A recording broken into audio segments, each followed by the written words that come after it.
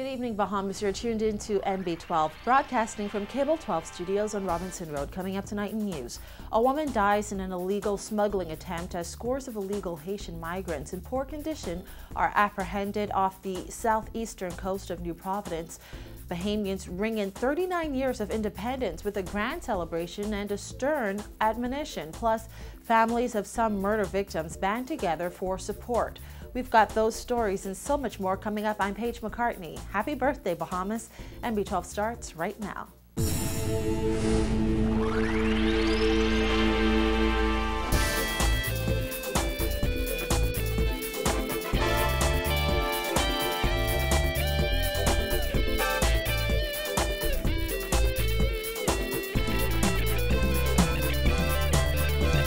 Happy Independence and welcome once again to NB12.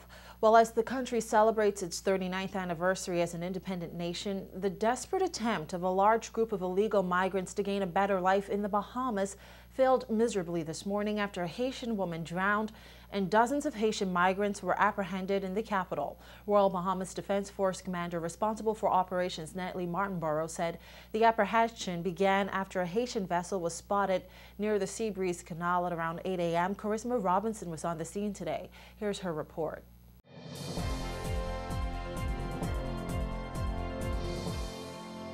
My name is Smith. Last name is Blanc Smith.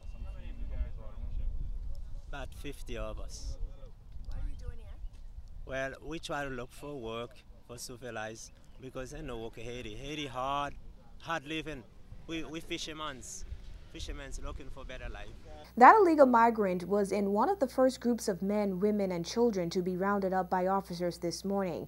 He was also one of the few who attempted to escape while in custody but was later recaptured. But at least he made it here alive. A Haitian woman who officials believe was in her late 20s drowned in the attempt to make it here. Her body pulled from the sea and transported via Defense Force vessel to the canal where it was brought through a home. 7 others were lucky enough to share her fate but were taken to Princess Margaret Hospital where they were listed in critical condition. Scores of others were severely dehydrated after the arduous journey. According to Martinborough, the Haitian sloop ran aground about 2 to 3 miles off the southern coast of New Providence. The Defense Force launched Go Fast and rigid hull inflatable boat to the scene, as well as shore patrols with men from both our regular duty watch and our intelligence branch. We were able to get on scene and witness the vessel actually coming into shore. However, the difficult terrain leading to where the landing took place made a little delay in getting to the actual site. However, the operation involved both police, Defense Force, and immigration officers who immediately began approaching the scene and scouring the area for persons that may have landed ashore. As officers scoured the area from all angles, groups of migrants who appeared to be malnourished were led through bushes and then to the main staging area near the canal. But it looks to be about a 35 to 40 foot Haitian sloop. How long do you think they've been at sea? Giving the weather conditions anywhere from 5 to 8 days. What was the condition of the boat? The boat is seaworthy from a distance. However, our team, which were actually on scene, would have to give a more formidable assessment of that. Most likely it would be unsanitary. By 11 this morning, officers had rounded up more than 100 illegal migrants. The numbers are fluctuating right now. We have an unconfirmed count of about 110 migrants. It's alleged that we have a bit more in the bushes hiding at this point in time. We are still combing the areas. We remain positive with this particular search. By the time the final report was in this afternoon, officers said 79 Haitian migrants were being detained, among them 6 children, 20 women, and the 7 in hospital. Those illegal migrants were transported from the main staging ground to the Carmichael Road Detention Center, where they will be processed and receive medical attention. Reporting for NB12, I'm Charisma Robinson.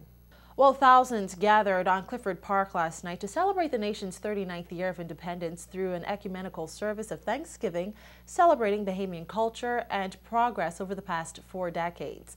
Christina McNeil filed this report. Thousands Attracted to Clifford Park on Monday night for 39th Independence celebrations as church leaders encourage Bahamians to come together as one people, recognize just how far the country has come over the past 39 years. Under the theme, The Bahamas United in Love and Service, church leaders drew attention to issues of national importance as the country is just 1 year shy of 40 years of independence.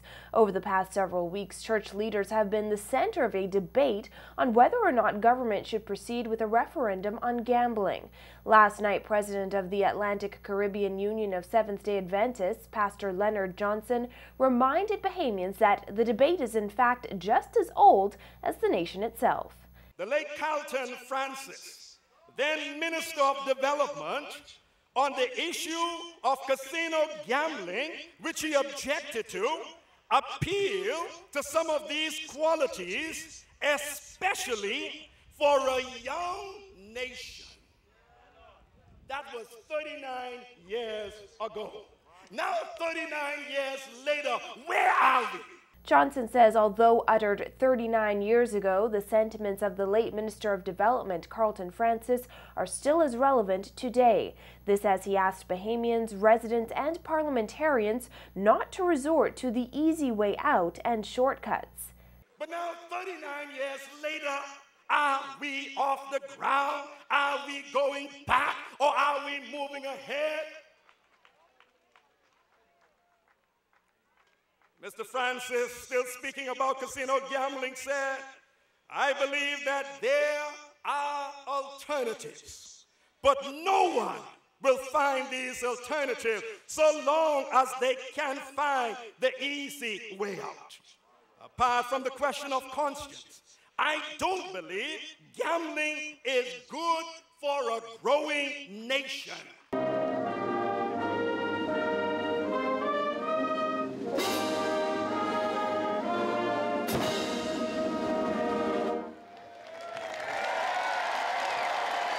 President of the Bahamas Christian Council, Reverend Dr. Ranford Patterson, called on Bahamians to embrace the dream for a better Bahamas. Patterson says over the past 39 years, the Bahamas has recorded many successes and acute problems, but the country has an exciting future.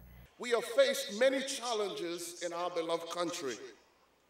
However, I still believe that the original spirit that gave all of us independence and all of our political, social, and religious and educational achievements these many years, we must do everything in our powers to remember to give thanks and praise to the Almighty God who continue to watch over us. Excitement was in the air as Bahamians turned out for the cultural extravaganza that followed, the pre-show to the fireworks display that lit up the sky. Those we spoke to today say most of all, they are proud to be a Bahamian. I'm thankful for all the bands and everybody who come out to see it and all that. Well, I'm thankful to be proud to be a Bahamian and just to be free. I'm thankful for God just bringing us inside this earth, and I just want to say happy independence to those who are out there. Well, I'm thankful for that we could have this chance, to celebrate our independence, that all Bahamians, I'm proud to be a Bahamian, that all Bahamians can come out to the park and just celebrate it, just one nation.